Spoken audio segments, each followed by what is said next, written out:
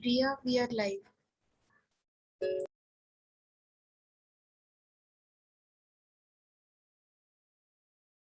Yes.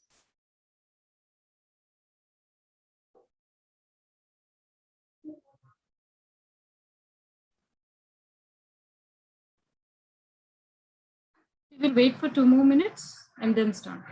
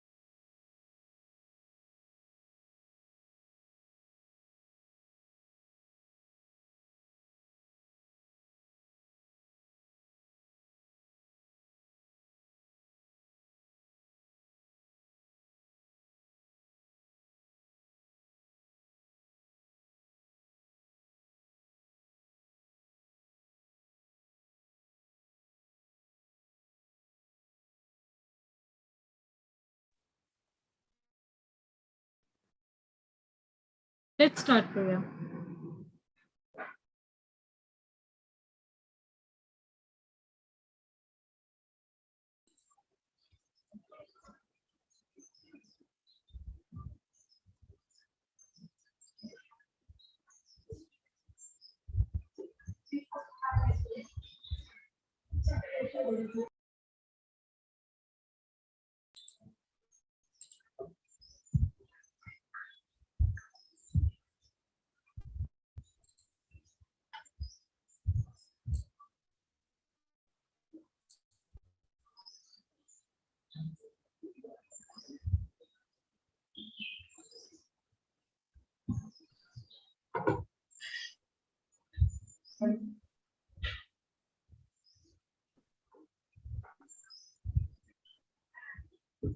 Okay, ma'am, should we start?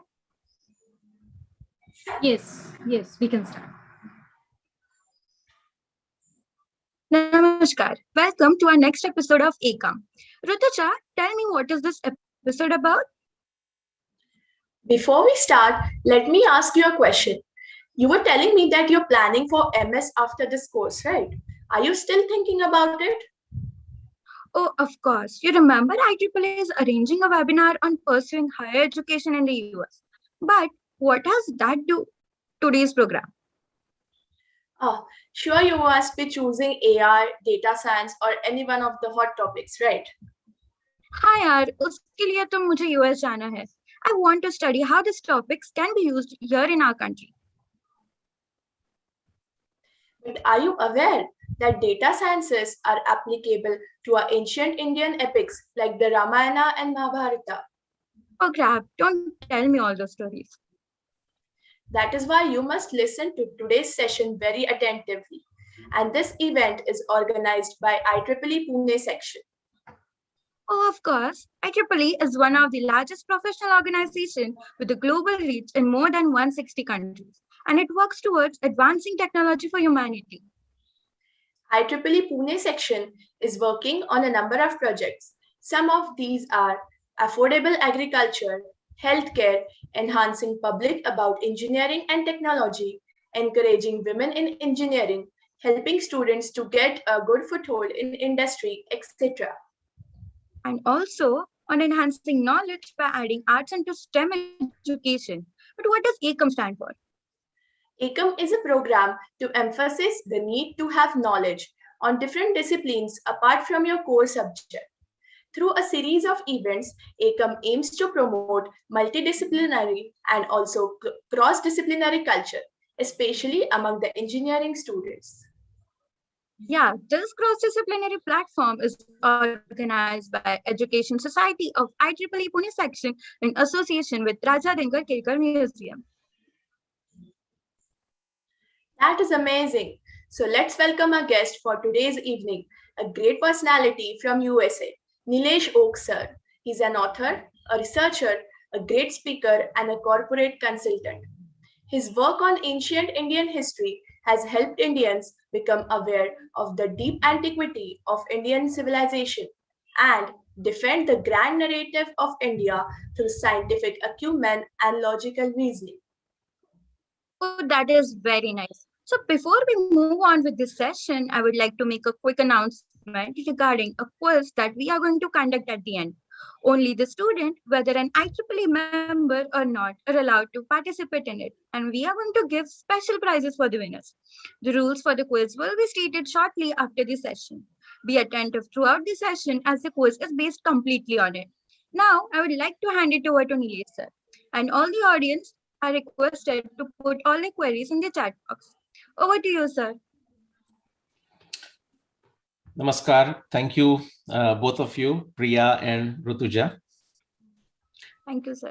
Thank you, sir. Thank you, everyone else who is joining Saturday evening, if you are in India or if you are outside, whatever is the right time for you, depending on your geographical location. I'll just jump into my presentation in a minute. We talked about where does the data science applies.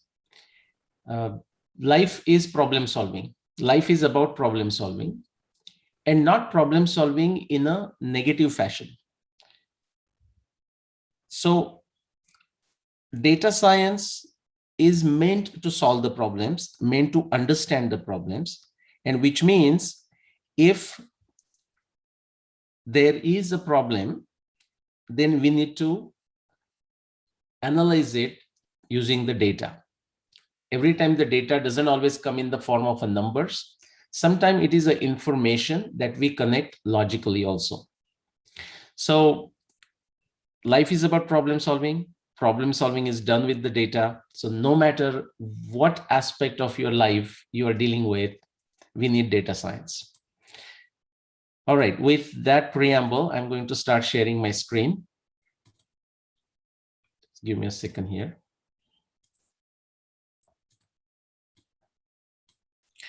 So is data science applicable to Indian epics or ancient Indian narratives in general? The affirmative answer is they absolutely are. But what if I tell you that the foundation of data science actually comes from the ancient Indian narratives? That is not to deny the narratives, the civilizational narratives that are there around the world, different civilizations. But what has happened is if you go to, say, South America, there were great civilizations, but they are practically destroyed. All the text that they had, they were destroyed. That is actually true with places like Egypt. That is actually true with places like Greece. And guess what? Actually, it happened a lot in India too. In spite of that, you might have heard the stories of Nalanda being burnt by nefarious forces for many years, or Takshashila being destroyed. In spite of that, so much has still survived, and much of it we even don't know. So data science, I'm going to assert that it is applicable to Indian epics or ancient Indian narratives, but actually ancient Indian narratives form the foundations for the data science. And just through some simple examples, we are going to look at it. So if you are so used to taking the courses, then they say, online courses these days. So deliberately, I use this phrase: in this module, you will learn these things. No, not you will learn. We will discuss briefly some of these things. So data science in antiquity, like how far back we go, when did we develop this, some of the basic principles of data science, origin of data science. Then we will look at some examples of happenstance data, like what happens if we, as a coincidentally or randomly, run into some data and did not do the due diligence. This is a lesson for all of us, and everyone has that experience. What a disaster it may lead us to. On the other hand, when we look at the whole picture, it can actually lead us to the solution. It removes the contradictions and lead us to the cohesive solution. So we'll see a simple example of that. Now, number of you would be familiar with stepwise regression, for example. Now, I'm going to give you some example of this as to where this originated. That is not to say that that is the only place, but we always derive this inspiration. Give me 1 second. Okay. We always derive this inspiration from different fields, and totally different fields. Okay, something we think is what is the connection? Just like what is the connection of data science with the epics? Similarly, the motivation for regression, you will see, even came from some subject that is not directly connected to data, at least not until now, until we got into computational linguistics, but it came from linguistics and came from a science of linguistics from Indian tradition. So I'll just mention that. We will look at some of the things that we need when we are doing data science. Scientific acumen is a big deal. How to extract the data, how to classify the data, how to sequence the data, how we test it, the association, and so on. And the data science frameworks. Just let me see if I can shut this down. Someone who just trying to call, so. All right. Hopefully that solves the problem. Forgive me. Then we will look at briefly at data science frameworks, not multiple frameworks, but just to emphasize the point that just the word data science, we can visualize in multiple different ways, although the fundamentals remains the same. And one example of quadrangulation, like, remember we talk about the one variable regression, but then a multivariable regression, multivariable analysis. Okay, we talk about this and how in the same fashion, we have to bring multiple facets of this data science together, analysis together. And we'll also look at how do we know that whatever analysis, for example, with the data, if we are doing, are we on the right track? Okay, so let's get into it. Before I do that, quickly a summary of my 25 plus years of research. What you see in the middle is the time axis.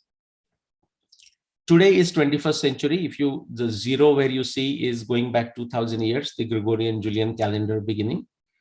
If you go further back, like -5 refers to minus 5000 or 5000 BCE, which means what? 7,000 years ago, because we have to add our 2000 and so on. 10,000 would be 10,000 BC or 12,000 years ago. I began my work with Mahabharata, very much a data-rich text that we will see some glimpses of it. And I determined after 15 plus years of work that 5561 BCE is the year of Mahabharata war and no other. I used huge set of data, super rich. In fact, when I started, it was like 200. Now that data set has reached close to 600, lo and behold. And all those 600 data points also led to 5561 BCE, just like the 200 data points also led to it. In fact, that is one sign that we must be on the right track when we are doing data analysis. In case of Ramayana, I determined based on the Valmiki Ramayana evidence, 600 plus. Don't confuse the 600, about 600 I said in Mahabharata. In Ramayana, just the astronomy evidence is a 600 plus reach. And when you analyze it, solve like a jigsaw puzzle, it takes you to 12,209 BC. And then similar river evidence takes you Rigveda from as far back as 24,000 years and beyond. We don't know how far back we have to go. Since then, in last 10 years, I have tested, remember in science in general, but also data science and in any other field, we say trust, but verify, right? You can predict, but also validate. In the same fashion, when I was looking for evidence from many other disciplines of science, and if I can find empirical evidence, and if I can connect that with the descriptions or the internal evidence of these epics, then I tested it. And it all supports these particular conclusions that you are seeing on the screen. Now, in this context, look at the timing of European Enlightenment. Now, why is this important? It's also important for the data science. You should Google it, okay? And look for when some of the basic fundamentals that you use in a data science, which is what? Statistics, for example, like a certain programming algorithms, whatnot, separation of data, classification of a data, sequencing, association, and so on. Subgrouping. When did this begin? Okay, so we'll see some examples here, but if you look at the Western Europe, you don't find anything other than basic mathematics, basic addition, subtraction until 13th or 14th century. Just simply imagine doing the multiplication using the Roman numbers, Roman numerals. Okay, what a nightmare that is. And that's why they went into abacus and whatnot. Now, do you know what is the reason for the European Enlightenment and the modern science development that we see in the last 500 years in all different fields and the technology like the Zoom and the YouTube and whatnot we are watching this through?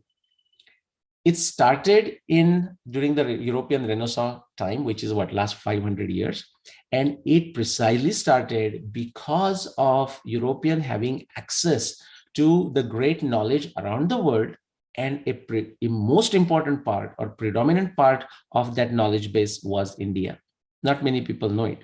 Now, a lot of good things came out of this European Enlightenment. Unfortunately, a very bad thing, and especially for India, is this nonsense. I don't have any other word. I'm using a very mild word, the nonsense of Aryan invasion theory. Now, that is gone, that is going away. I mean, not gone from the textbooks, not gone from the human psyche, even the Indian psyche, because they are brainwashed for a long time and they don't many times do their own tapasya. But something else, I mean, we can forgive the common masses, but what about the people who are educated? What about the people who are in academia? What about the people who are scholars and researchers?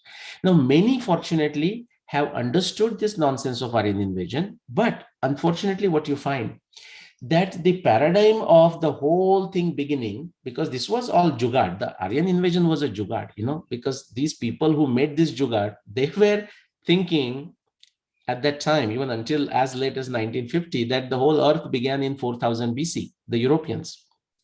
And they were therefore, when they saw any evidence that was taking them back, they couldn't reconcile. I mean, if the earth is not there, how can the evidence exist? Unfortunately, even our Indic researchers, even the pro-Indic researchers are stuck in this paradigm. Anytime you throw something at them with a solid evidence that takes them beyond, say, 10,000 years, they start shivering. Okay, so this is something you must be aware as you consume these ancient Indian narratives and the dating efforts and many other efforts for the dating of Ayurveda and many other sciences. Let's get into the antiquity of data science. Now, hopefully you remember this quick chart. The mnemonics I provide is this. Remember the multiplication table of 7. Okay, so Mahabharata 5561 BC, 7,000 years ago. Ramayana 14,000 years ago, 7 times 2 or 7,000 times 2. And Rigveda is definitely older than 21,000 years. So if you want to simply remember Ramayana, Mahabharata, Rigveda, you can think in terms of Mahabharata more than 7,000 years ago, Ramayana more than 14,000 years ago, and Rigveda more than 21,000 years ago. Okay, that would be a simple way to remember this.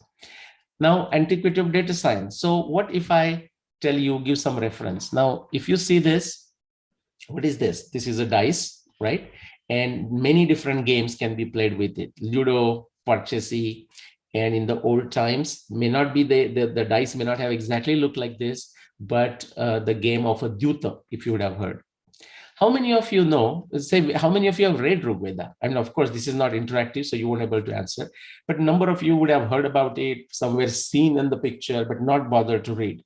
And guess what? If you would have read it, you would have still not understood anything. Okay, and you are not alone. I mean, I'm in the same boat. I need to take help of many translations.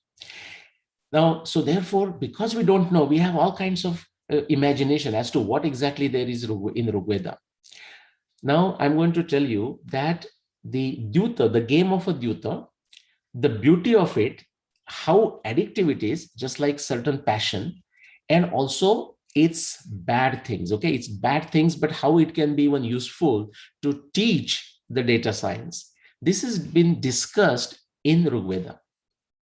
Okay, now in old times, what they did not have plastic at their disposal to make these dice. They used this fruit and the seed of it. So once the fruit was removed, by the way, I grew up eating this fruit, just directly from the tree or when fallen from the tree.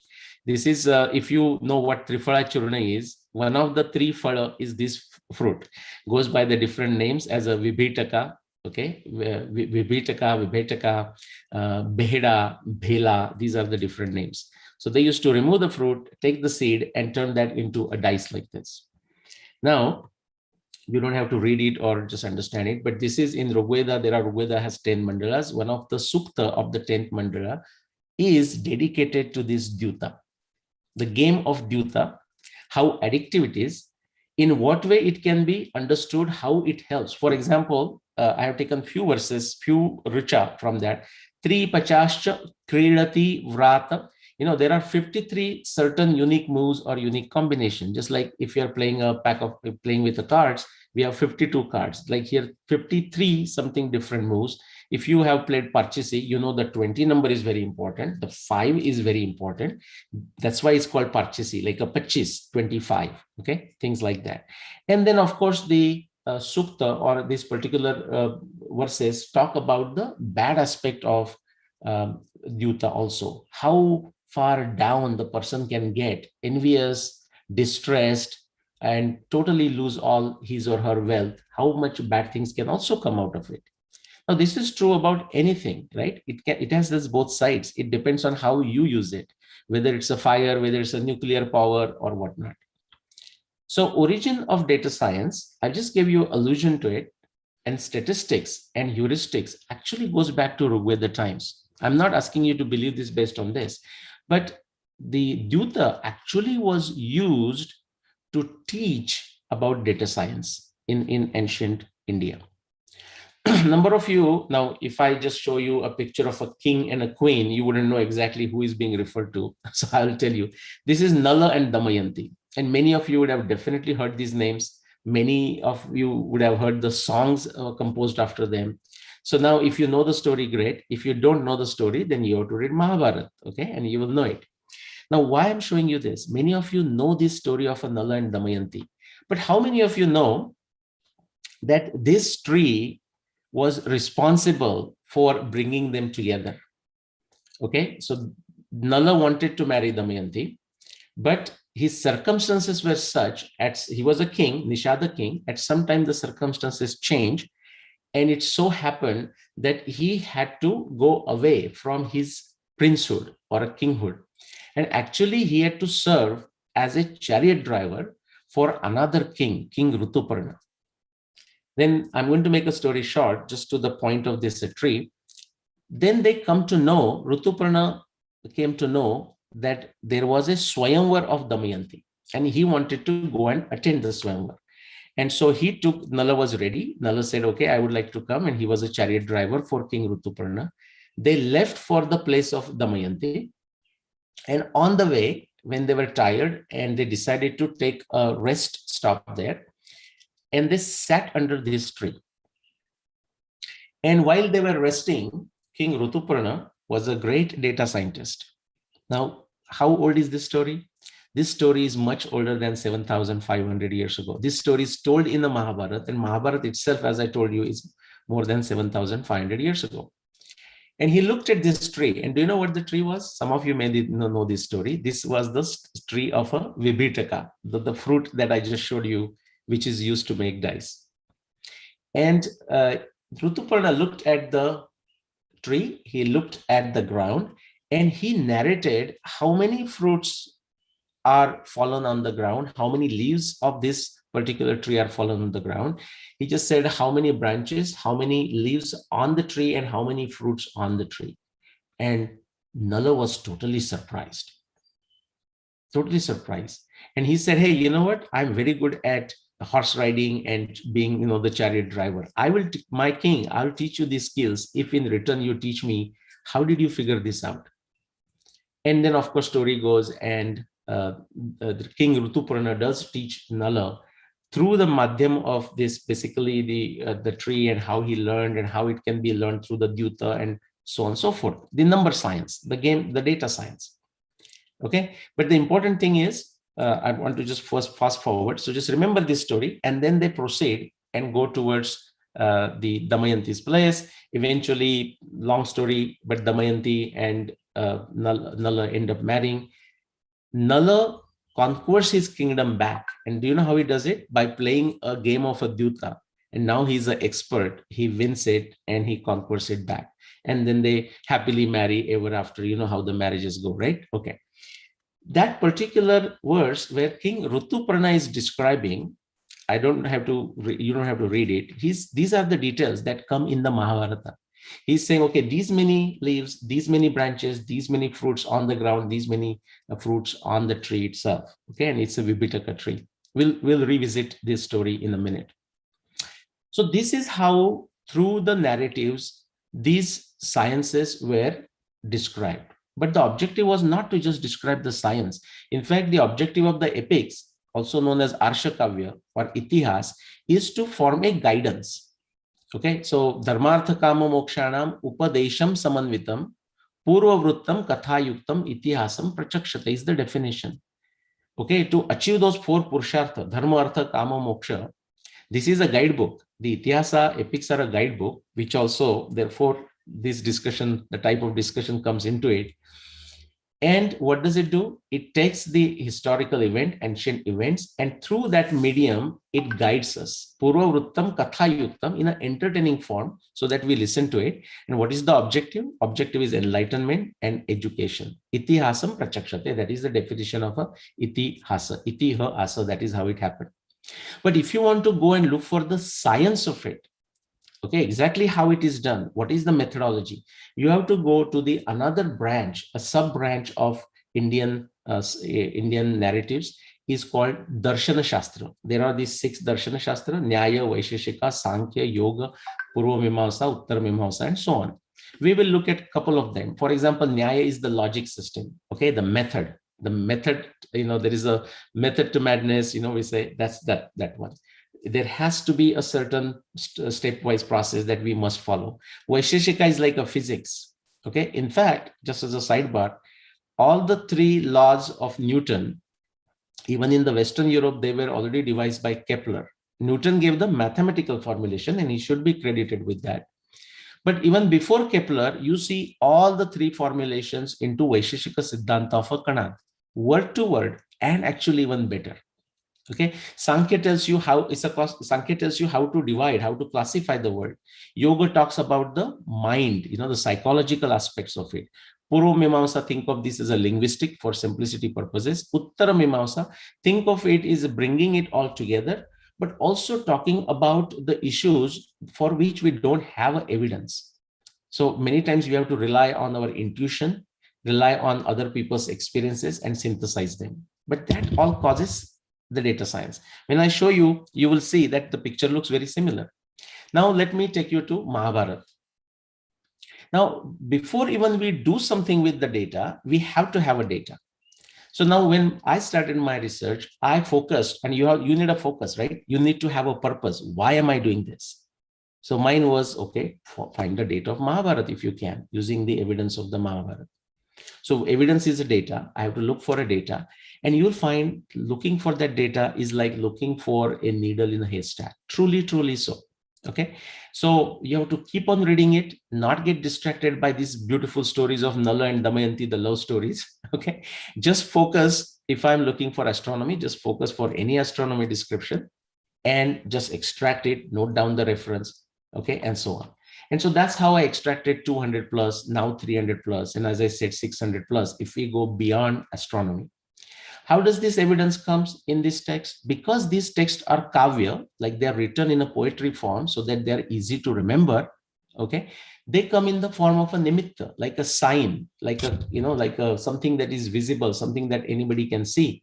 Upamana, a comparison sometime. Okay. Allegories, similes, metaphors. They also come in the form of alankar, like a poetic embellishments. But if it's something that has a astronomy nature, and if that's what I'm looking after, I should extract it. I am expected to extract it. I have no choice. Okay, that's important to remember. Now, let me give you an example of happenstance data. I hope a number of you or all of you have heard about it. If not, you will know it today. You will hear it today now. That's righting the wrong. But that's exactly what happens. And the problem I'm going to describe is actually 400 years old. So if there is one message you want to take, if you want to do your master's in data science, it's a long road. Okay. And don't think that you will do the analysis, done with it and done. No, it's never done. It might have solved the problem that you were set to solve, which is great. And we should stop at a certain point. But you should do your data analysis in data science in such a way that that data can be reused in future to solve bigger problems and problems of bigger complexity. So let me take you back 400 years to the time of Raja Shivaji. Where Raja Shivaji was doing the wonderful thing, starting with Pune, where this event is organized. Because of COVID, we are just doing through Zoom. There was also another Maharashtrian Brahmin who lived in Paitan on the bank of Godavari, but he went to Kashi to study additional work and actually teach. And what he did is in Mahabharata, at that time, 400 years ago, he collected all possible manuscripts and tried to make one good manuscript. Something similar that happened 100 years ago, right again in Pune, by the way, Bhandarkar Oriental Research Institute. That project took 60 plus years, the Bhandarkar project. Okay, many generations of researchers coming together, collecting all manuscripts of Mahabharata, finding out the variations and finding which one looks like the most authentic one. Okay, the data collection is a big deal. Now remember, it has to be collected randomly and it has to be collected from a stable process, some of the basic rules. So this one verse, what happened? This is example of a what can go wrong. So it appears that this Nilakanta Chaturdar, this Brahmin from Paitan who was living in Varanasi, when he was reading, he came across this verse. And this verse says, Ashtapancha Shatam Ratriam Shayanasyaadya Megata Shareshu Nishitagreshu Yatha Varsha Shatam Tata. This is Bhishma on the bed of arrows. And on the last day when he's going to pass away, because the sun has turned the north, Uttarayan, winter solstice day is over. The next day, he's ready to go away. And he says, for last 58 days that I'm on this bed of arrows, it feels like hundreds of years. What Nilakanta Chaturdar did is he must have run into this observation the first. He said, Bhishma was on the bed of arrows for 58 days. And then what happened? Then additional evidence that he find, although that evidence would have taken him somewhere, he was so convinced about this data just because he happened to come to this first, he basically went on the wrong track. But not only he went on the wrong track, he has taken along with him, he did a great work. Okay, so I'm not criticizing him. This can happen.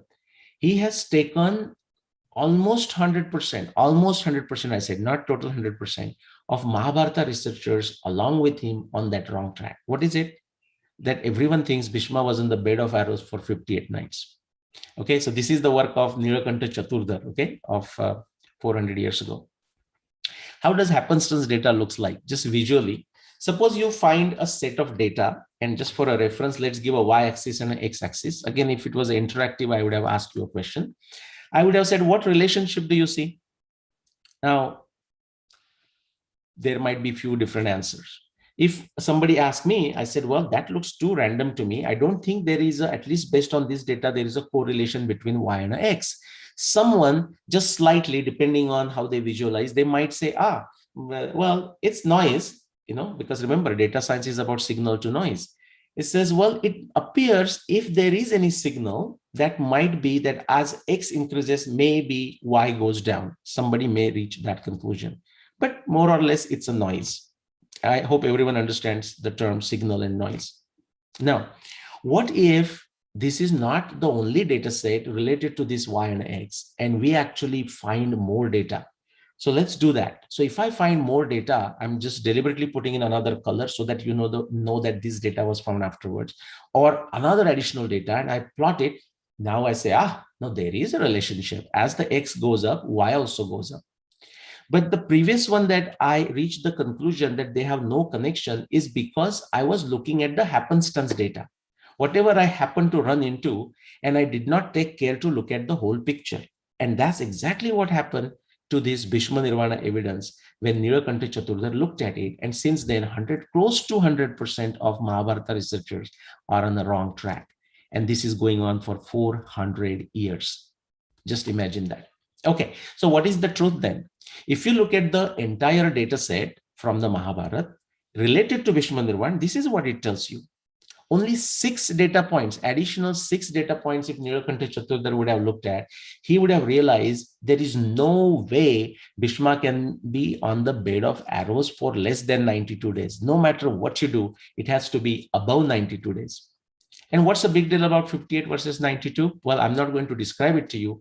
But now if you connect this data set with, remember, the business expertise, right? The subject matter expertise, which is in this case astronomy, if you connect it with it, it will take you right away and tell you that the Mahabharata war can only happen between 7000 BC and 5000 BC. Isn't that amazing? Okay, that's the power of the data if analyzed in the right way. In fact, this one particular reference that together, like telling us Bhishma definitely was on the bed of arrows for more than 92 days, basically falsifies every single other claim for the year of Mahabharata war than 5561 BCE. Now you have to take this on a leap of Shraddha right now.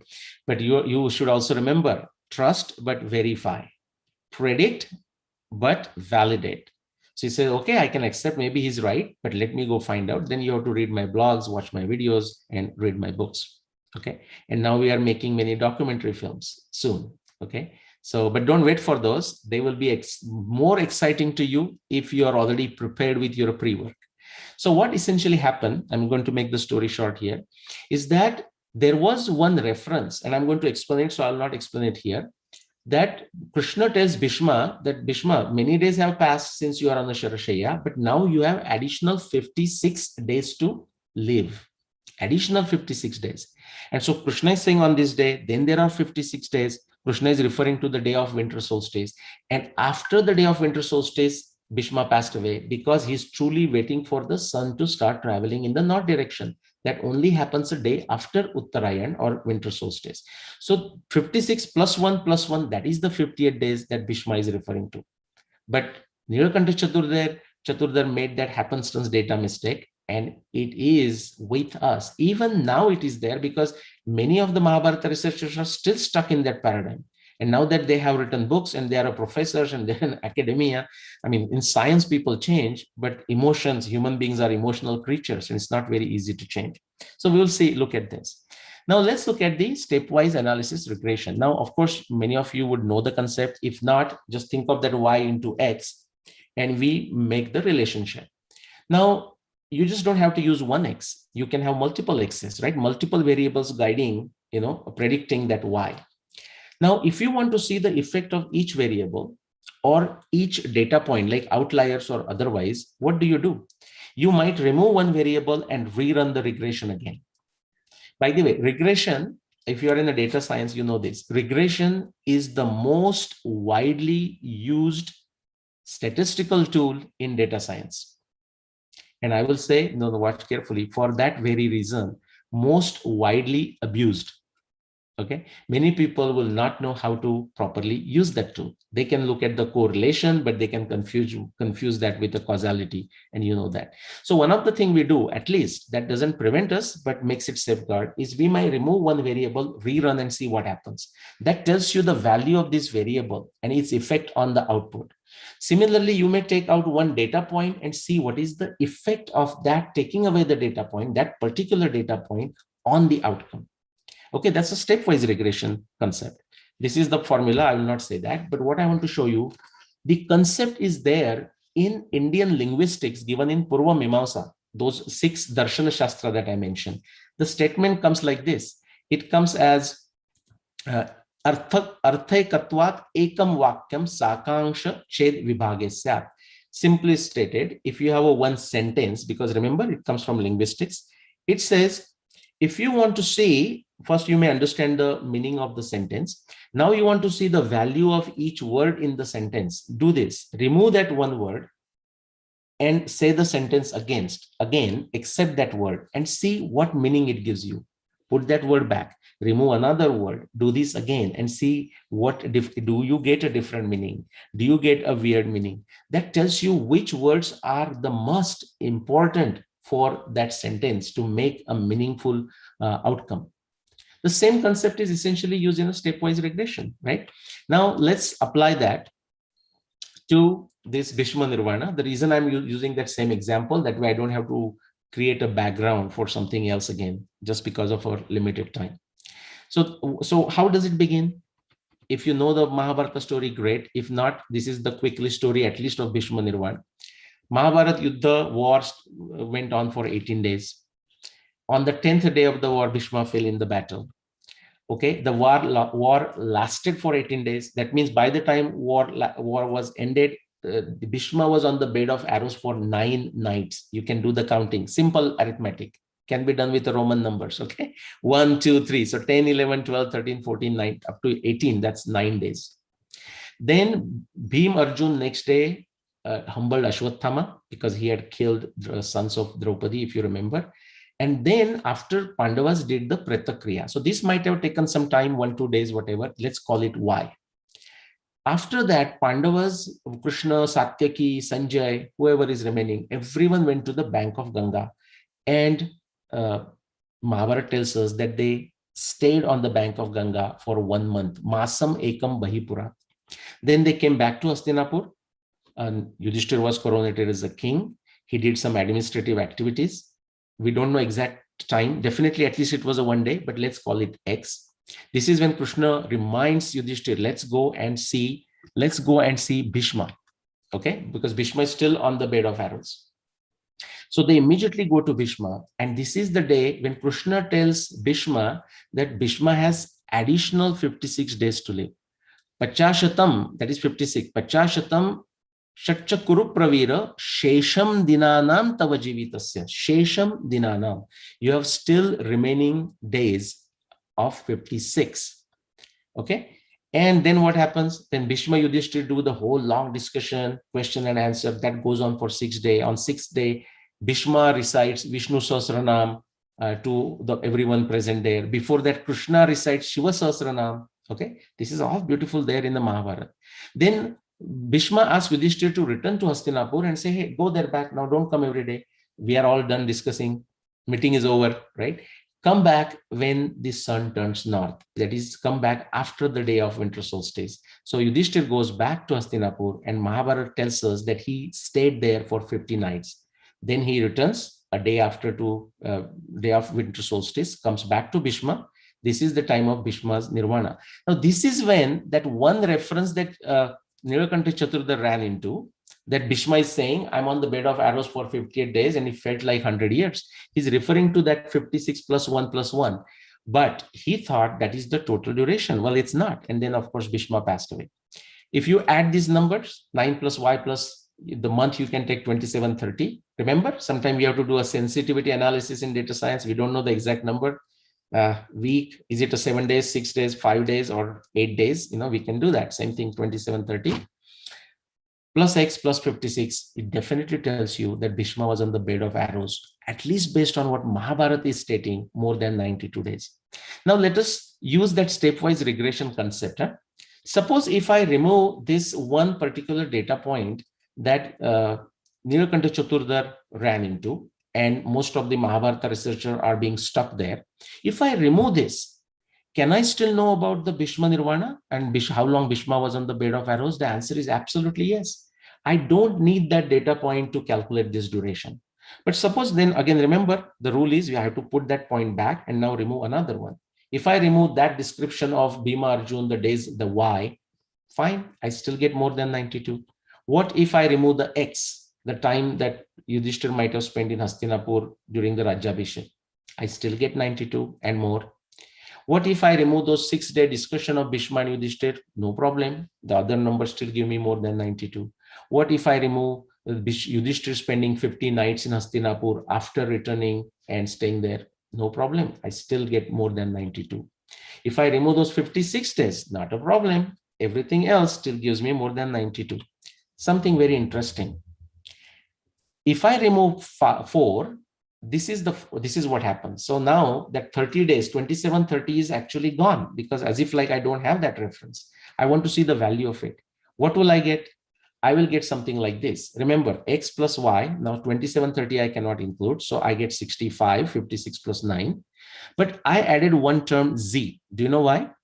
Because even when now I don't know exactly how long they were on the bank of Ganga, the Mahabharata descriptions are so rich that we definitely know that they spent a significant time on bank of Ganga. We just don't know how long.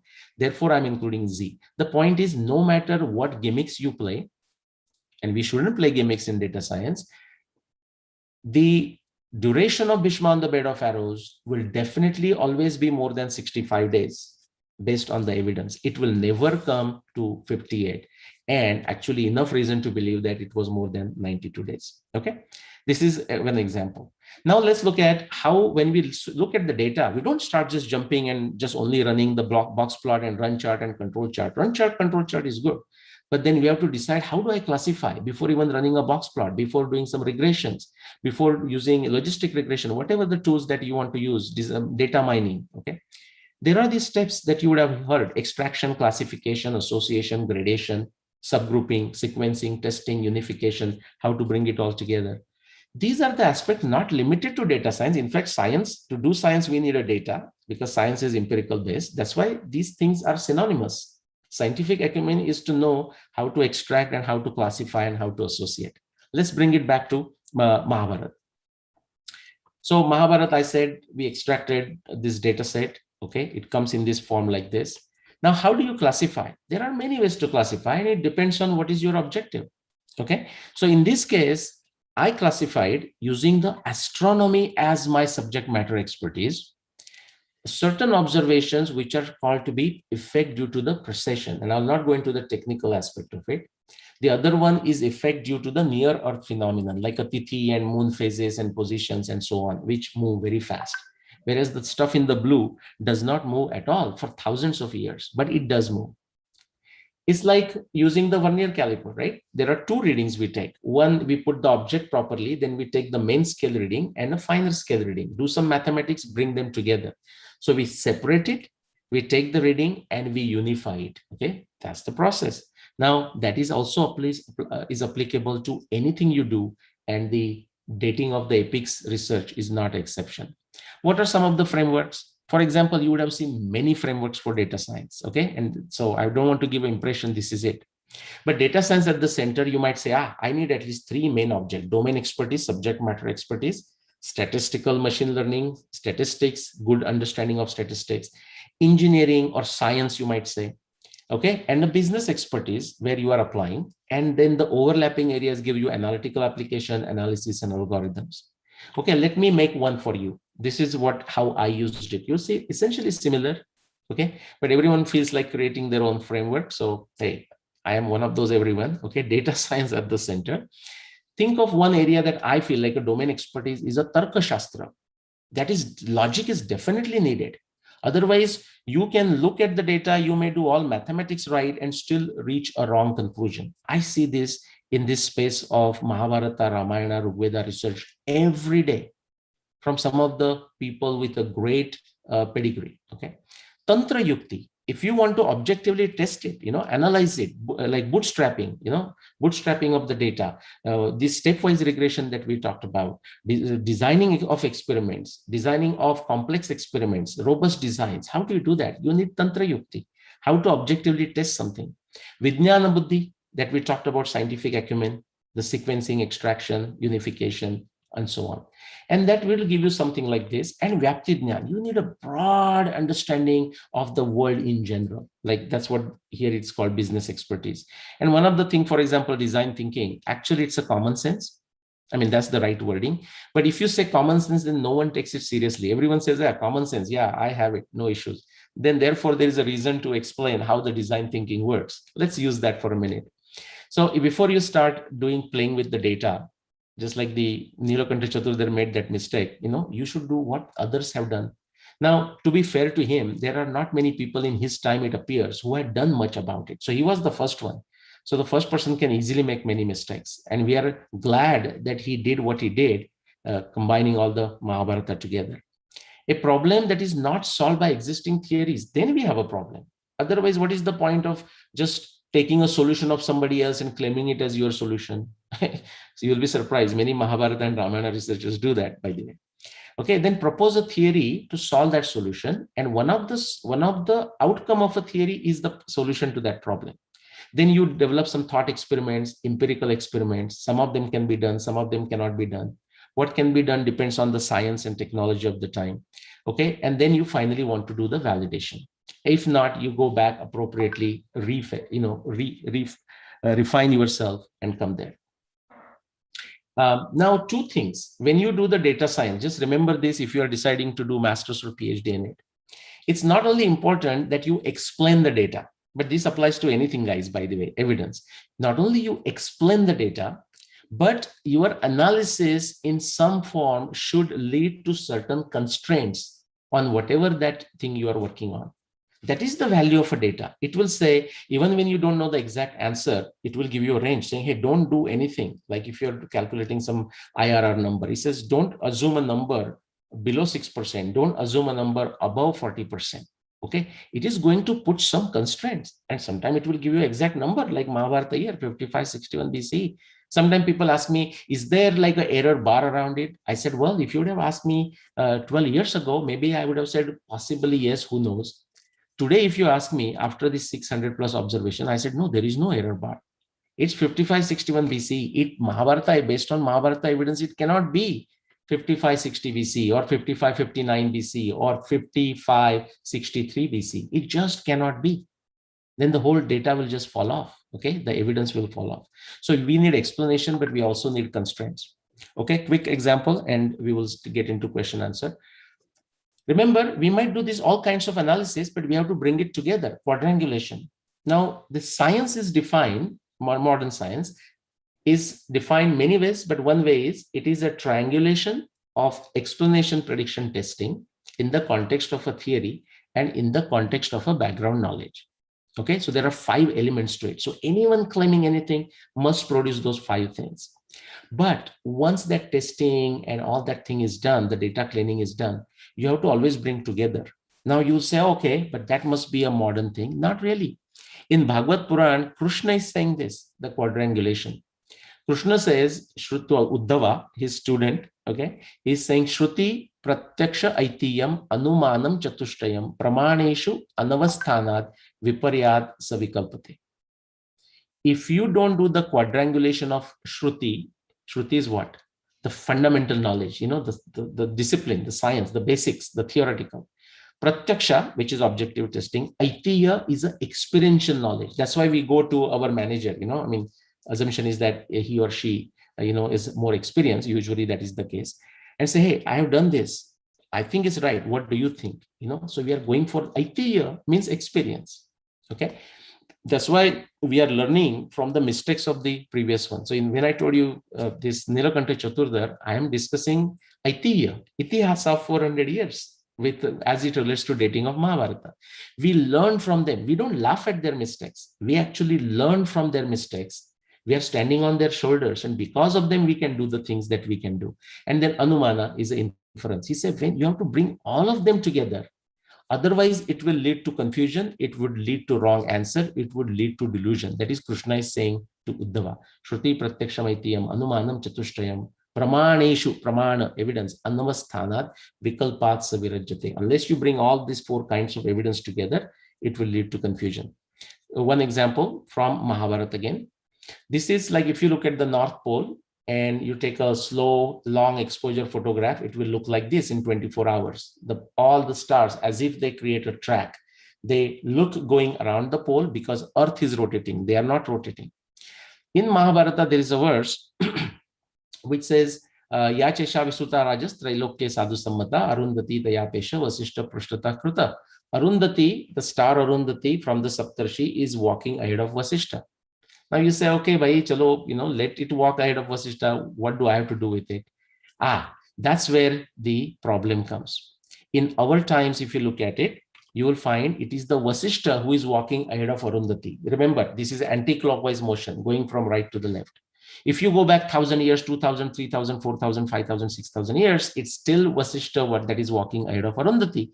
Whereas Vyasa is saying at the time of Mahabharata war, it was the Arundhati that was walking ahead of Vasishta. Guess what? This one verse took me 15 years from 1995 to 2009, 15 years to figure out the mystery of it. Okay.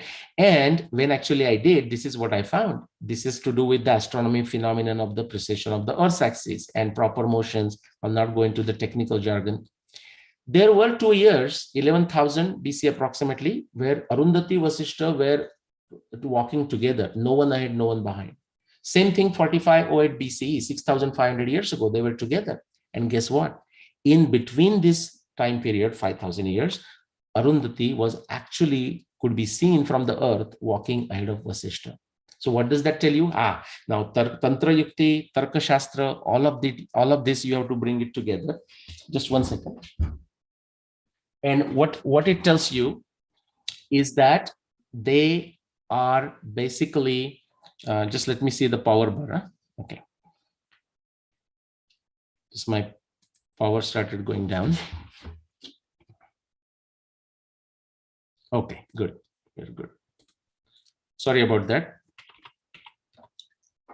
So if Mahabharat war has to happen based on this evidence, and if this evidence is true, and that was truly observation of Mahabharata times, then Mahabharat war only happened sometime after 11,000, before 4500 BC.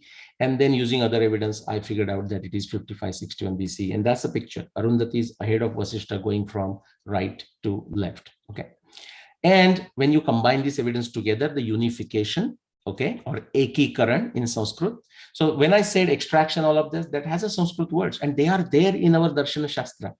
Okay, Pruthakkaran is an extraction, classification is Vargikaran. Okay, objective testing is Indriya Pramanya. Okay, putting them in a sequence is Anukram, combining together is a Sahacharya. Okay, bringing together is a Ekikaran. It also asks you to be devil's advocate. It says Samshaya.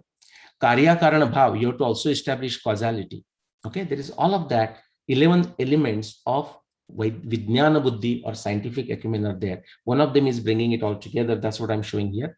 So you bring it all together, evidence. What does it do? It takes you towards the answer, takes you towards the solution. It also will give you in what sequence you should test the evidence, or you may not have tested the evidence in that sequence, the data in that sequence, but when you are presenting to your business, when you are presenting to your managers, you have to present in a certain fashion, no matter which way you did it. So for example, the x-axis think of as a problem solving in the sense of logical reasoning, so that it becomes easy for people to grasp what you have done. The y-axis in this case could be a sequence. Which one you analyze first, which one you analyze later. So AV observation gives you this bracket, the Bhishma Nirvana gives you another narrow bracket, another evidence gives you further narrow bracket, and now you are going towards your destination. So 35 plus planetary descriptions of Mahabharata, many eclipses, phases and positions of the moon, seasons references, tithi, lunar months, all of that takes you to that 5561 BC. Now quickly, just 2 more minutes. So this is just based on astronomy. Now, you know what? How do I know that this is still right? I mean, it's fascinating. I hope you are fascinated. But how I still know that I'm definitely right? Well, guess what? The beauty of a revolutionary theory or a correct analysis is that it leads to problems of higher complexity, and this is not a bad thing. In fact, imagine your experience, those of you who are professional, you do a good work. You know, you might have heard the saying, no good work goes unpunished. Right? If you do a good work, you know, now the person feels confidence in you and says, well, that's great, but now I want you to do this. Okay, that's what it is. You can think of objective testing as a one axis. It's explanatory, it's prescriptive, it's proscriptive. It tells you what to do, prescriptive. It tells you what not to do or where not to do. That's proscriptive. It also explains things, logic. It gives you the logic on another axis. Important thing is a revolutionary theory, revolutionary claim, revolutionary solution leads to problems of higher complexity. So suppose when the Wright brothers made this thing, very heavy thing, fly for few seconds, like 27 seconds, people did not just clap and said, oh, great job, now let's go home. They said, no, now make it fly longer. Or how can you fly it safer? Can you sit inside it? And so on. Okay. So the challenges actually grow. And so now people started asking me, they were fascinated by what I did with Ramayana or Mahabharata, but they said, okay, that's based on astronomy. Do we find evidence coming from different fields? And because of time, I'm going to stop. But these are the different disciplines of science: archaeology, oceanography, seismology, genealogy, okay, linguistics, Rigveda references, cross references from other narratives like Ramayana, Rigveda, Mahabharata, paleontology, hydronymy, hydrology, climatology. You just name it. If the evidence exists, if it can be connected with the description of the epics, it will take you to that particular year. I just showed you for a Mahabharata, ditto for Ramayana. That's how I'm going to cover Ramayana. And the last one. So what do we do in data science? There is that data. We find this statistical way, different means to, or logical means to separate the signal from the noise. Try to understand signal to noise ratio. You will find that principle, underlying principle, is true everywhere. This is from Mundaka Upanishad. It says how to understand the Atma, the ultimate truth, the ultimate reality. It says, Satyena labhyas tapasa yesha Atma, samyak jnanena brahmacharyena nityam, antas sharire jyotirmayo hi shubro, yam paschanti yataya kshina dosha. What is our objective? To separate the signal from the noise in data science, is it not? So if you want to know the truth, Okay, if you want to know the ultimate reality, the path of the truth is very important. You deliberately don't create nonsense, just to confuse people. You have to do tapasya. A lot of efforts are required. That is the tapasya. Samyak jnana, a balanced attitude. You are not biased by attachment to something, hate or detestation for something, and you have a very high level of intellect that is required. That is that brahmacharya there. Huh? And the young people get very scared when they hear the word, oh, brahmacharya is also required. They say, my God, brahmacharya. People think brahmacharya just in the sense of celibacy, but that is one of the aspect of it, because you are so focused and you need to keep your intellect very high. But brahmacharya in the sense of hard work, tapasya, and increasing your intellect. Okay, and then what does it do? Well, antasharire jyotirmayohi shubhra. When you remove all the dirt, that is when you see the signal. So you have to remove the noise, separate the noise, then you see the signal. And something very beautiful.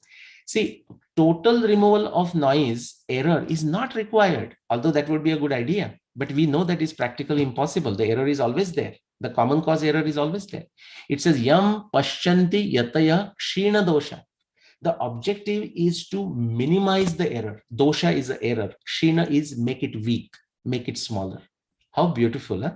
This is applied, of course, in a spiritual sense, but there is no difference in the Indian tradition between a spirit and what we do in the material world. Vaisheshika Sutra says, Yato abhyudaya nishreyasa siddhi sadharma. Okay, finding the ways of prosperity under the fabric of niti is dharma. Okay, quickly, my books, if you are in India, and what is it? Today still May. If you want to take advantage of this, still this Yugadi offer is still there until I think end of May, I think. Yeah, you can get those 4 books, including that Shitala, beautiful book. And if you're outside India, then these are the books on Amazon. Quickly, where is the data? What is your theory? It is the theory that decides what data you should look at. Beware of the background assumptions. Agama, also beware of the happenstance data. Okay. Rationality without foundation, which means no claim is intrinsically valid. Do you know actually in that Nala Damayanti story what happened? That Nala told Rutuparna, he said, you know what? You said the number and it's fascinating, but I want to verify. He actually cut the tree, he cut the branches, and he counted all the branches and counted all the leaves and all the fruits and everything on the ground. Rutuparna was saying, we will be late. He said, well, I will do it very fast. Give me some time. I want to validate. I want to verify. Yeah? So you trust, but you validate. No claim is intrinsically valid, no matter who says it, how big the person is, what is his name, what is his accolades, what is his awards, whether it is just because it's said in Mahabharata. No. I mean, Shraddha is required even in order to work on it, just like I worked for 15 years. But until you see the validation of it, you are not going to accept it. Veda says don't accept it unless you are convinced. It's perfectly fine if you reject it. But have you put the effort? Have you followed the Satyena Labhyas Tapasa Yeshatma? Objective testing of empirical evidence, we just talked about it. Logical reasoning is very important. And actually, I was talking to Dr. Neha before, a couple of days ago, or even today. And this is the beauty. The work is never over, but from the same data set, when combined with many others, you can get newer insight, just like what happened with that happenstance data. When we combine with other data set, it destroyed every other assumption that was made. And this happened only 10 years ago, guys. And Mahabharata has happened 7,500 years ago. That is the beauty of our Indian civilization. Sanatano Nitya Nutana. That's how Yaskacharya describes it. Okay. Sanatan is that it is capable of, it's willing to, and it's always enthusiastic about refreshing itself in the context of new knowledge, new circumstances, new times, and so on. Okay, with that, thank you very much.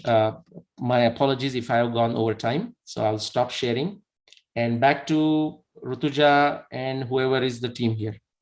Thank you, sir. That was a really great session and also an informative one. Now I'd like to call upon Neha ma'am to give the vote of, to start with the question answer round.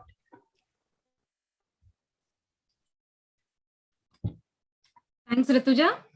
Thank you so much, Nilesh. This was undoubtedly a wonderful and informative session.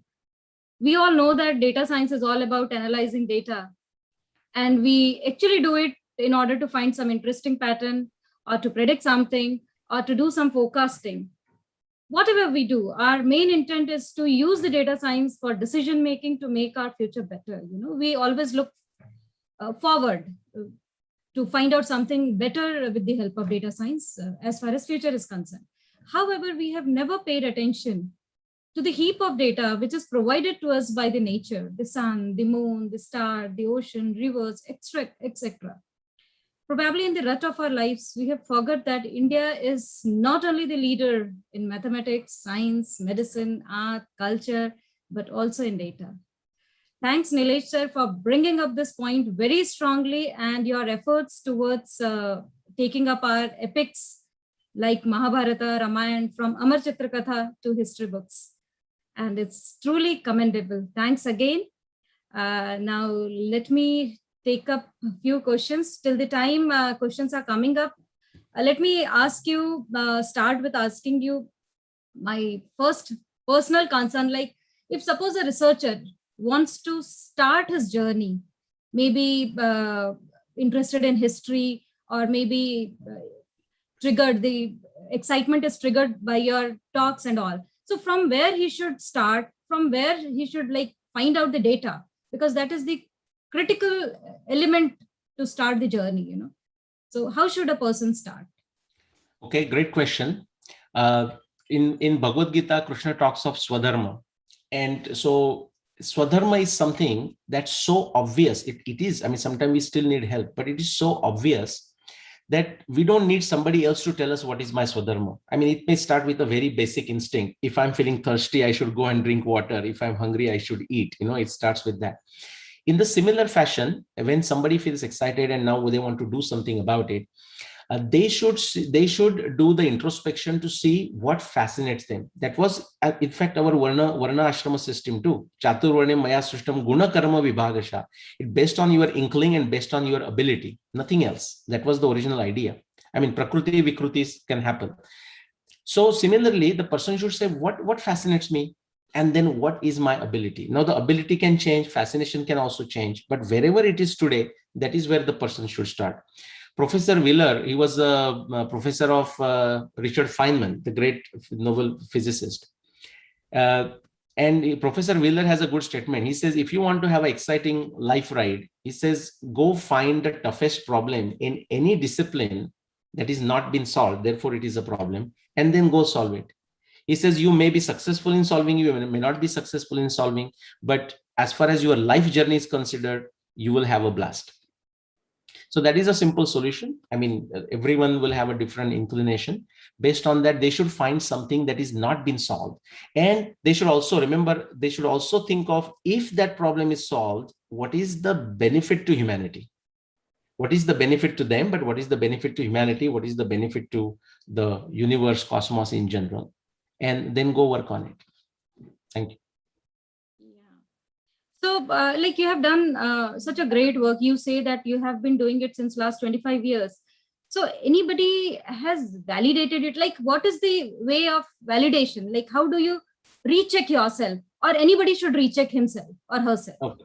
Yeah. Well, once you do something, it is, I mean, as a researcher, you do something and you think, hey, you have done something and solve the problem. You should expose that problem and your solution to the masses.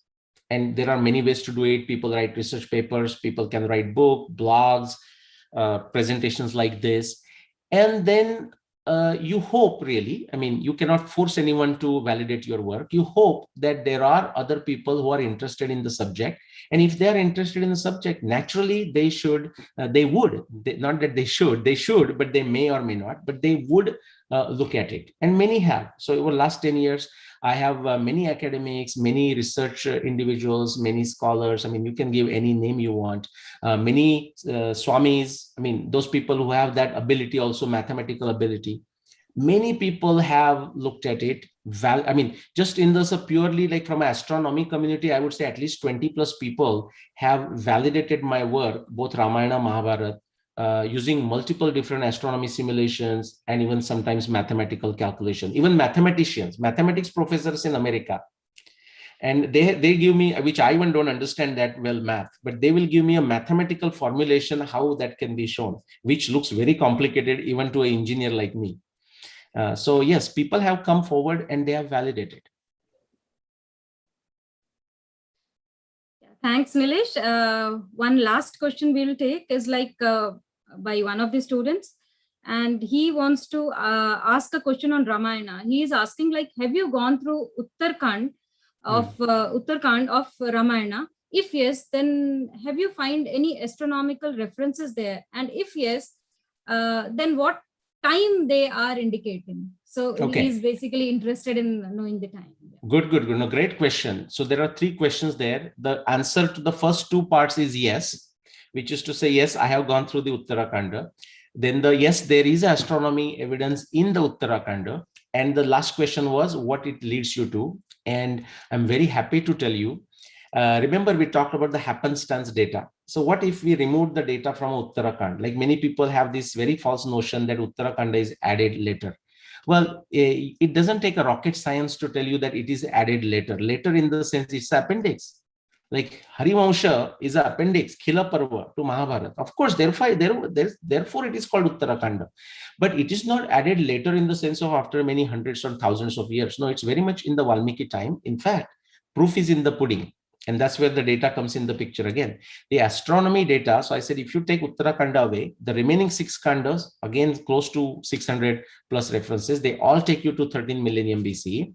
Now you go to Uttarakhand, take the astronomy data from Uttarakhand, try to test it against this. It also takes you to 13 millennium BC. Not only that, it actually gives you much more confidence about 13 millennium BC that possibly has not come from a simple references from the previous 6 kanda. So they are all together, very much together. So that is the answer. Yeah, one last question. Actually, it's difficult to cut short, but this is again from a student who wants to know, like, is there any reference of artificial intelligence and advanced neural network, ANN, in mythologies? So these are the new advanced neural networks. Is he talking neural networks? He said yes. Okay, not AI. So yeah. So artificial indirect, yes. I mean, but these are speculations because we have no way to test those statements. For example, in Ramayana, when Kumbhakarna's situation is described, the Kumbhakarna is an individual, but the way he used to come to the war. Like Kumbhakarna, I mean, how tall a human being can be, you know, and he's a Ravana's brother, and they have seen Ravana and Vibhishana and Indrajit and everyone else. But when they see Kumbhakarna, even all the Vanara army, all Rama, even Ram, Lakshmana, they are scared. And so there is this conjecture that is been made that maybe the one he was driving, like the one he was fighting through, was like maybe a robot. So that may get as close to as artificial intelligence. It's a conjecture. It's not validated thing. And the neural networks, I'll tell you in a different fashion. So what do we do with the neural networks? We use the data to build some models, okay? And then we see which one seems to be better. I mean, I'm simplifying it 1,000 levels, and we might use them. Guess what? It is true in Mahabharata, it is true in Ramayana, it will say everyone. I will again use the example of Kumbhakarna. Kumbhakarna had a very special condition, if you know. I have written original work on that, by the way, called Klein-Levin syndrome, Klein-Levin disease, okay? So Kumbhakarna used to sleep for a long time, 6 months and so on. And what happens is, what caused this condition? Based on that, you'll be surprised to know, think of as a neural networks, right in the Valmiki Ramayana, there are 3 independent conflicting theories for the condition of Kumbhakarna. Now, so they have built the models, they have left those 3 models, left it to you to decide which one you want to pick, you know, whatever satisfies your fancy. And the reality is that even to this day, when I wrote that paper on Kumbhakarna and Klein-Levin syndrome, I contacted all the sleep experts of the world, and specifically the sleep experts on Klein-Levin syndrome. They loved the paper.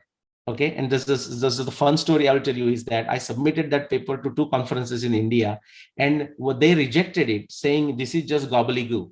Okay, and then just as a fun, I just sent them the notes from the Klein-Levin syndrome experts from France and Israel and America. They never responded back to me. So you know, you have to have an ability to even understand what is being presented. But just to quickly answer that question, we don't have a direct evidence. We can make some conjectures. But that's what we can do. I mean, whatever is left with us, you know, much of the evidence is gone, and it's perfectly okay to understand that some of the things that we do today, our ancients may not have thought about it. Again, Sanatano Nitya Nutana, right?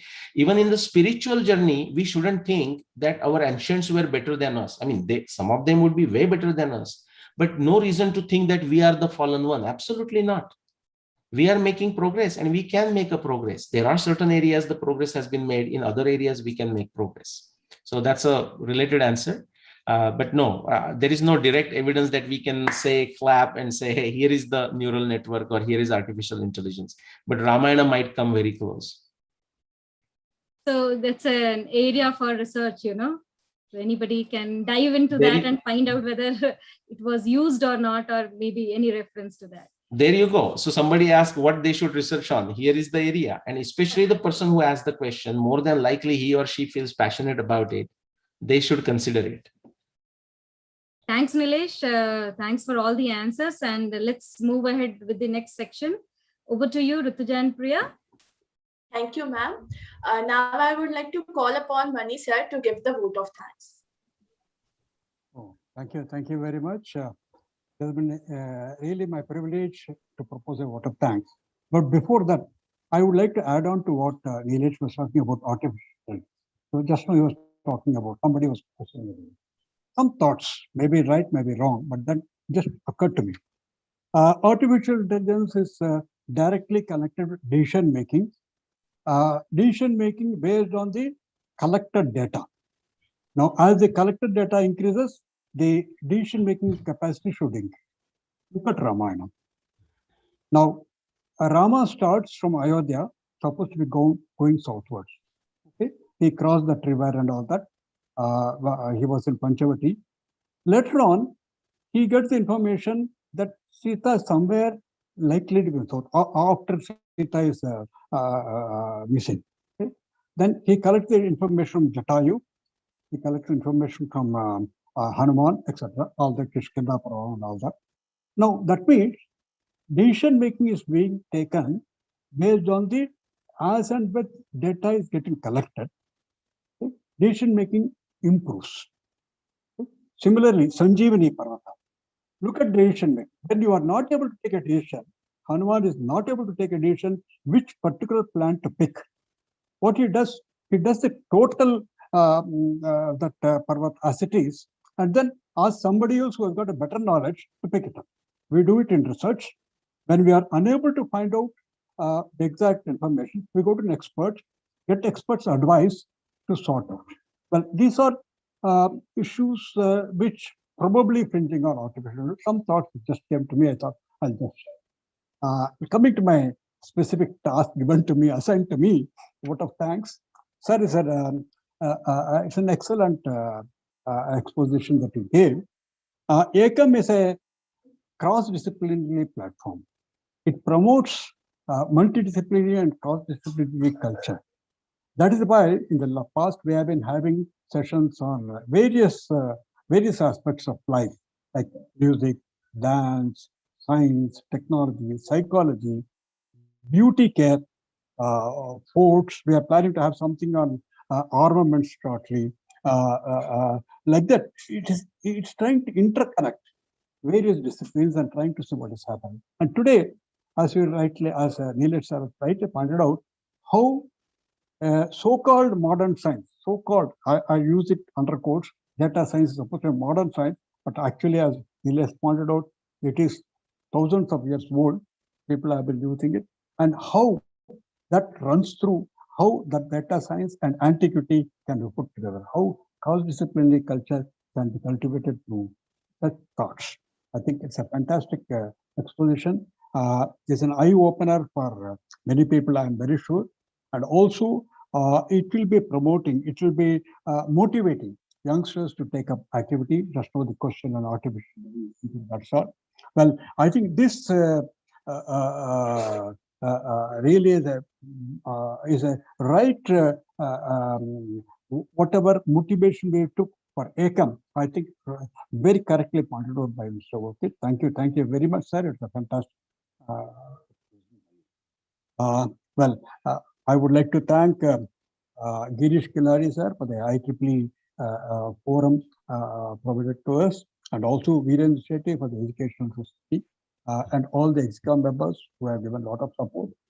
And youngsters, the younger firebrand, Priya, Ruchita, Samiksha, Shivraj, Bhushan, Devang, Akalveer, Samruddhi, and not to forget Rutvik. Rutvik has not been there, but I think he has also contributed. I am aware of it. Well, this is the younger generation which has got a lot of fire, and that is the generation which made this event possible. Thank you, all of you. Thanks for all the audience for the participation. Some might have had got been some disruption because of the technologies. If it had been there, we would like to be apologized for. We would like to be excused for that. But I think by and large, thanks for the nice audience, and thank you, Nilesh sir, and everybody. Thank you. Bye. Let me just add one more point before we go further. And there is a program coming after this, and which is a quiz program about which Priya will be talking to all of you. This quiz program is open for all the student members, but everybody else can join. There's no restriction in that.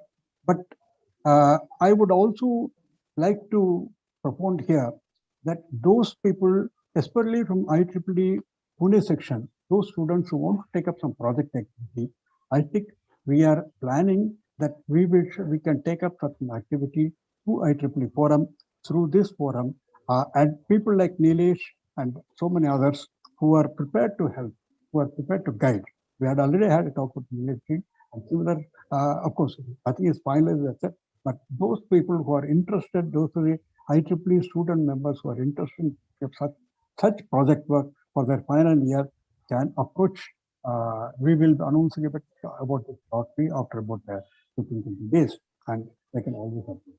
With this, let me hand it over to Priya. I think she's got a lot of exciting things to coming about. They got a fantastic idea how to promote the event, and that is what she's doing. Yes, Priya. Thank you. Thank you very much. Thanks a lot, sir. So now, as we are at the end of the session, here is the most interesting part. So that is the quiz. Okay, are you guys interested? Rituja, what do you think? Yeah, I'm very excited for it. Let's get started with it. Okay, so for the starting, I will explain some rules of our quiz. So, first rule is the fastest and the correct answer received by the co-host, that is Shivraj Patil, will be considered for evaluation. That is, whatever your answer is, you need to send it only to Shivraj, that is the co-host of today's program. Second is, he or she must be a student. Third is, spelling mistakes should be avoided. And fourth is, send your responses only to the co-host, which is Shivraj. Other responses may be disqualified. So, as I have explained all the rules, let's go on with the first question. Don't forget, there are much amazing prizes waiting for you. So be attentive, listen the question properly, and give your answer. Okay, so let's go on with the first question.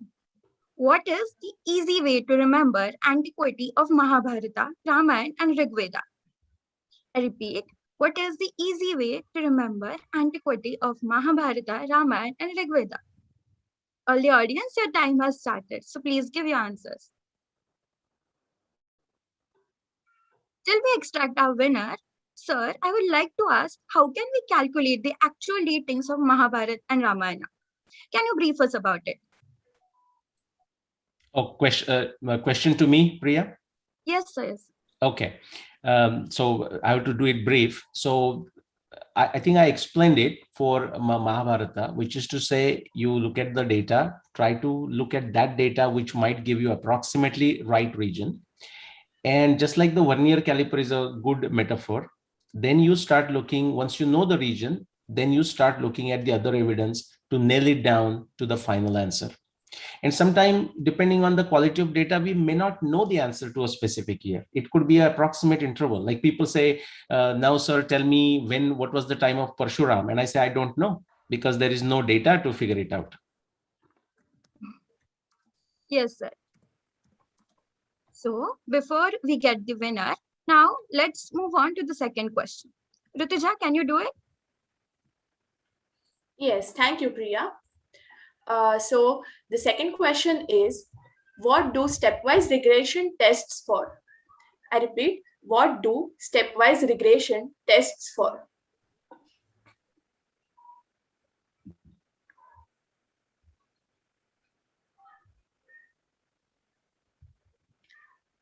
So in the meantime, while the audience answered, sir, we would be glad if you could brief us more about the applications that we use in stepwise regression in today's life. Okay, so regression is used anytime you have a continuous input and continuous output. Okay, now input doesn't have to be continuous. Input can be mixture of a continuous and a discrete type of data.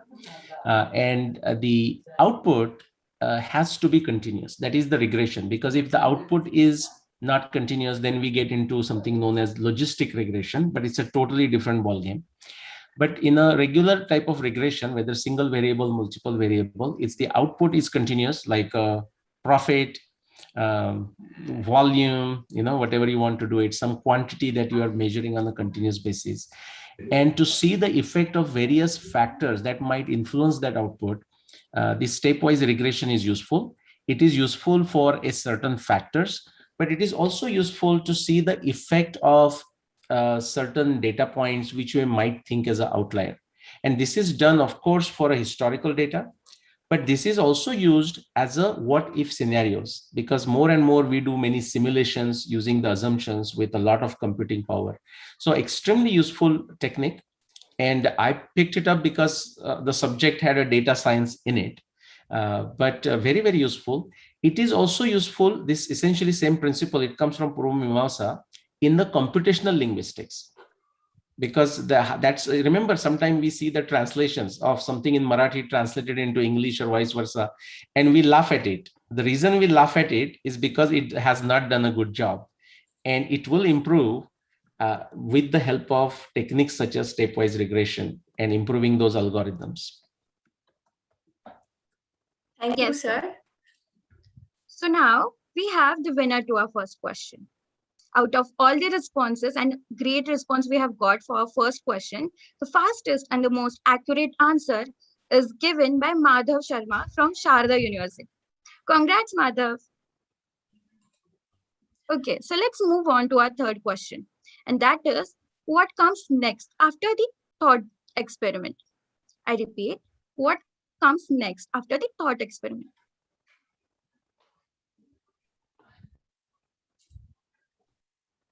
The response to the questions is amazing. Yeah. So make sure to all the audience that you give your fastest answer with the most right. accurate. I was going to say, Priya, the answer is actually easy. Well, maybe not easy for everyone. So who gives fastest is going to really count here in this case. After the thought experiments, what do you do next? Very interesting question. Okay, sir. So can you explain us how was thought experiment useful in science in the past? Yes, I mean, just because of the subject, I will take the example of Arundhati Vasishtha that I briefly described, right? So for example, when I read Vyasa's statement that Arundhati is walking ahead of Vasishtha at the time of Mahabharata, I said, really? I mean, and why this is such a big deal? So then the next thing immediately I was, this is all thought experiment. I said, well, let me say who is walking ahead of who right now. So if right now also Arundhati is walking, then also it is walking, what do I do with it? I mean, it's not a very useful information. Then what does it mean when we say that something is walking ahead of something in the astronomy speak?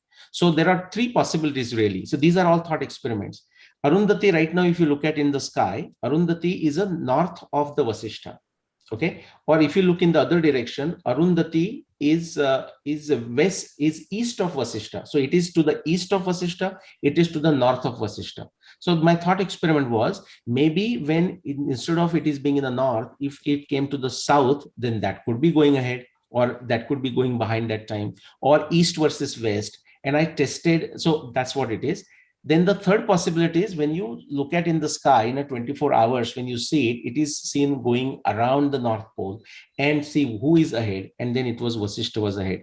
I won't give you the answer because that is the answer to this question. So if Shivraj has received it, then I can tell you what it is. But that's what you do. These are all thought experiments. Then based on that, actually, what do you do next? I mean, that is the question, once you have these thought experiments, once you give the answer out, we will know what we do next. It is very simple and logical, right? And very intuitive. Yes, sir. So here we have the winner to our second question, and the winner is Vrushali Khondane from GS Raisoni College. Now, it seems like everyone is enjoying the quiz, and that's really great. So now let's move on to the fourth and the last question of our quiz. Can you state any one name of Darshana Shastra out of the 6 Darshana Shastra of India? Listen carefully, I'll repeat it again. Can you state any one name of the Darshana Shastra out of the 6 Darshana Shastra of India?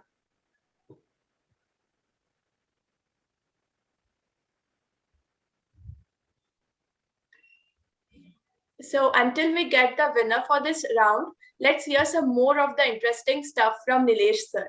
So sir, can you give us a gist of what exactly Darshana stands for in the Indian philosophy? A great question. Darshana, as the word itself means, in a common language, we know, for example, going to a mandir and taking a darshan. Many of us, I mean, in Indian context, everyone is aware of that. Or go outside and take the darshan of the sun, you know. So it's like literally darshan means seeing, darshan means perceiving, and most important, darshan means experiencing. So the Indian civilizational foundation is based on the experiencing. It's not so much the emphasis on who says what is written in certain place, what is written in certain book. I mean, those could be all, those are all important. I mean, grantha or the text are important. And so is what people are saying. So people's experience is also important, but no matter what, I mean, Rutuja, what is your favorite sweet dish? Now, I'm not putting you on a spot like a question.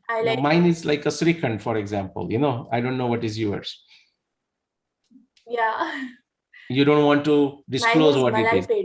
Malai peda, right? Yeah. So malai peda, yeah. So you enjoy it and you will tell guys, you got to try this. And that's good. You may describe it in 10 different ways, like, oh, the softness and the sweetness on the tongue and it just melts and whatnot. But to truly somebody wants to experience what you're describing, that person has to experience it. So in short, darshana refers to experiencing it. Tattvajnan is a philosophy. Okay, so Tattvajnana, and Krishna says that, you know, so Tattvajnanartha darshanam, you know, Adhyatma Jnana Nityatvam Tattvajnanartha darshanam. So philosophy, but you have to experience it. Otherwise, it becomes just an academic exercise. So darshana has a huge emphasis in the Indian tradition, and in that way, it is extremely unique in the whole world because it's the emphasis is on the experience. Okay, thanks a lot, sir.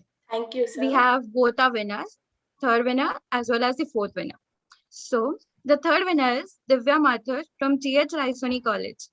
Congrats, Divya. And the fourth and the last winner of today's session is Aditi Chavan from PICT College. Congrats all the winners and all the best to all the other participants who have tried their best to give the best answer. Congratulations, everyone who participated and who won. Yes. Okay, so here we are at the end of today's session, and congrats to everyone. Now I would request everyone to switch on their cameras so we get a good photo of us.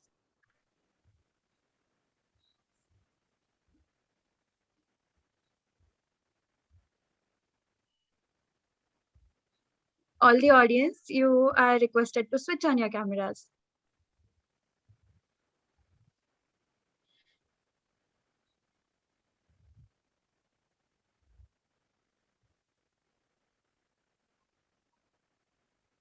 Okay, we got it. Thanks a lot, sir. Thank you for the great knowledge you have given us today. And it will be really helpful for us in the future. Thank you. Thank you very much, all of you.